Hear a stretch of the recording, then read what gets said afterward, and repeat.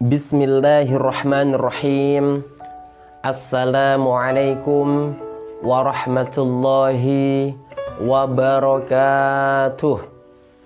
Bismillahirrahmanirrahim. Allahumma akhrijna min zulumatil wahmi wa akrimna binuril fahmi waftah alaina bima'rifatil ilmi wasahhil lana abwaba fadlika ya arhamar rahimin. Nabda biqiraati al-basmalah. Bismillahirrahmanirrahim. Alhamdulillahi rabbil alamin. Wassalatu wassalamu ala ashrafil anbiya'i wal mursalin wa ala alihi wa sahbihi ajma'in, amma ba'du. Hari ini adalah hari Selasa, tanggal 10 Syawal 1441 Hijriah, yang bertepatan pada tanggal 2 Juni 2020 Masehi.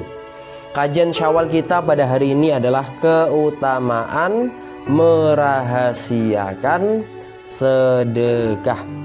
Apa? Keutamaan merahasiakan sedekah. Ayah bunda yang dirahmati Allah Subhanahu wa ta'ala, sedekah ini merupakan amalan yang unik. Bagaimana tidak, ia akan semakin bernilai besar pahalanya dengan tingkat kesulitan yang berbeda dalam mengamalkan. Allah Subhanahu wa ta'ala berfirman, A'udzubillahi minasyaitonirrajim. Jika kamu menampakkan sedekah-sedekahmu, maka itu baik. Dan jika kamu menyembunyikannya dan memberikannya kepada orang-orang fakir, maka itu lebih baik bagimu. Surat Al-Baqarah, Quran Surat Al-Baqarah ayat 271. Tubdu as-sadaqati fani'immahi. Jika kamu menampakkan sedekah, intubdu badayubdu badayubdi. Intubdu, jika kamu menampakkan as-sadaqati, sedekah-sedekahmu, fani'immahi, maka itu baik. Wa in tukhfuha, dan jika kamu menyembunyikannya, kembali ke as-sadaqah, wa tu'tuha al-fuqara'a, dan memberikannya kepada orang-orang fakir, fahuwa khairul lakum, maka itu lebih baik bagimu. Quran Surat Al-Baqarah ayat 271. Dengan merahasiakan sedekah, kita akan mendapat keutamaan memperoleh naungannya di hari kiamat. Abu Hurairah radhiyallahu anhu meriwayatkan dari Rasulullah sallallahu alaihi wasallam, ada 7 golongan atau orang beriman yang mendapat naungan Allah di bawah naungannya pada hari ketika tidak ada naungan kecuali naungannya, yaitu pertama, pemimpin yang adil; kedua, pemuda yang tumbuh di atas kebiasaan ibadah kepada Rabb-Nya; ketiga, lelaki yang hatinya terpaut dengan masjid; yang keempat, 2 orang yang saling mencintai karena Allah sehingga keduanya bertemu karena Allah dan berpisah karena Allah; kelima, lelaki yang diajak berzina oleh seorang wanita kaya lagi cantik lalu ia berkata, aku takut kepada Allah; keenam, seorang yang bersedekah dengan sembunyi-sembunyi hingga tangan kirinya tidak mengetahui apa yang diinfakkan oleh tangan kanannya; dan yang ketujuh, terakhir, dan seorang laki-laki yang berzikir kepada Allah dalam keadaan sendiri hingga kedua matanya basah karena menangis. Hadits riwayat Bukhari. Saya ulangi lagi ya. Abu Hurairah radhiyallahu anhu meriwayatkan dari Rasulullah sallallahu alaihi wasallam, sab'atun, ada 7 golongan, yuzilluhumullahu, 7 golongan itu orang beriman ya, yang akan mendapatkan Allah fi zillihi, di bawah naungannya, yauma, pada hari la zilla, tidak ada naungan illa zilluhu, kecuali naungannya.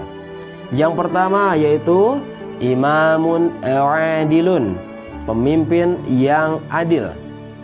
Yang kedua, wasyabun nasya'a fi ibadatillahi, pemuda yang tumbuh di atas kebiasaan ibadah kepada Rabb-Nya. Yang ketiga, warajulun qalbuhu mu'allaqun bil masajidi, lelaki yang hatinya terpaut dengan masjid. Yang kelima, warajulani tahabba fillahi, dua orang yang saling mencintai karena Allah. Warajulani tahabba fillahi ijtama'a alaihi, sehingga keduanya bertemu karena Allah. Wa tafarraqu alaihi, dan berpisah karena Allah. Yang keenam, warajulun da'athu imra'atun, lelaki yang diajak berzina oleh seorang wanita kaya. Imra'atun dzatu hasanin, ya. Wa jamalin, dzatu hasanin berarti yang kaya, wa jamalin cantik. Faqala, maka ia berkata, laki-laki itu, inni sesungguhnya aku akhafullaha, takut pada Allah. Dan yang keenam, warajulun, dan laki-laki tasaddaqa, berinfak, bisadaqatin, yang bersedekah, ya, dengan sedekah, bersedekah dengan sembunyi-sembunyi gitu. Warajulun tasaddaqa bisadaqatin fa akhfaha hatta la ta'lama shimaluhu, sampai-sampai tangan kirinya tidak mengetahui, ya, ma tunfiqu yaminuhu, apa yang diinfakkan oleh tangan kanannya. Dan yang ketujuh terakhir, warajulun, dan laki-laki dzakarallaha, berzikir kepada Allah, ingat kepada Allah, ya, kholian, sendirian, nggak ada orang, hingga kedua matanya basah karena menangis. Kholian fafadat ainahu. Masya Allah, hadis riwayat Bukhari.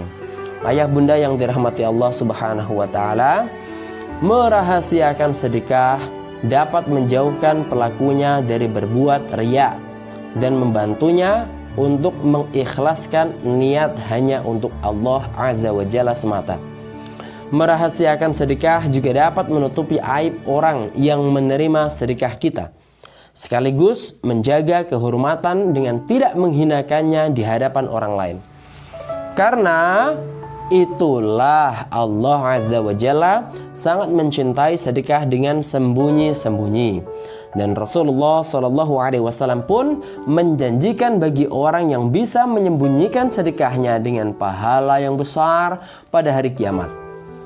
Ayah bunda yang dirahmati Allah subhanahu wa ta'ala, adapun pelajaran yang dapat kita ambil dari untayan hadis di atas: satu, merahasiakan sedekah itu lebih baik dibanding menampakkannya. Dan yang kedua, keutamaan merahasiakan sedekah dan bahwa Allah akan menaungi orang yang merahasiakan sedekahnya dengan naungan arsy-Nya pada hari kiamat. Tapi memang Bapak Ibu ayah bunda yang dirahmati Allah subhanahu wa ta'ala, kita perlu melatih diri untuk bersedekah. Tahapan pertama adalah untuk bersedekah, dan itu pun sedikit dulu, ringan dulu, yang kita merasa tidak rugi secara manusiawi, secara duniawi.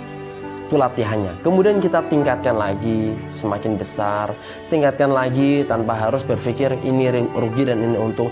Ditingkatkan lagi dengan keyakinan yang penuh bahwa ini adalah harta yang sesungguhnya, yaitu harta yang disedekahkan, harta yang diinfakkan, harta yang diwakafkan.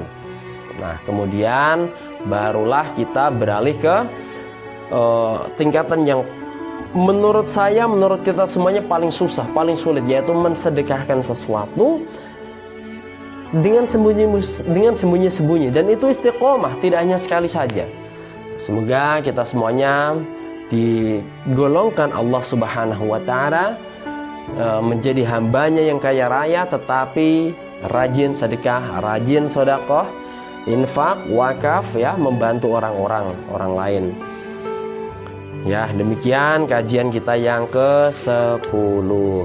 Rabbana fa'na bima 'allamtana rabbi 'allimna alladhi yanfa'una rabbi faqihna wa faqih ahlana wa qarabatin lana fi dinina ya Allah ya Rabbi.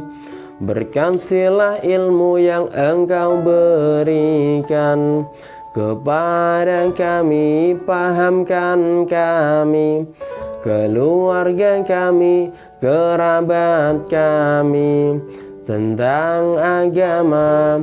Sallallahu ala Muhammad, sallallahu alaihi wasallam, sallallahu ala Muhammad.